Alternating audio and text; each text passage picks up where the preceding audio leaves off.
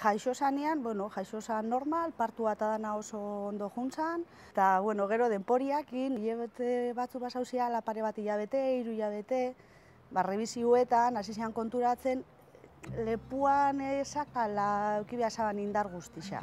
Dena danean normala eta benga betikoa, ez gara mugitzen.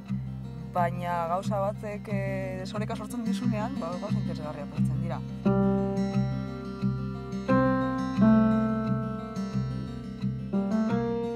Hombre, es gente que requiere unos cuidados, ¿no? Y unas atenciones, pero también requieren pues todo lo demás, o sea, toda la normalidad que se le pueda dar, entiendo.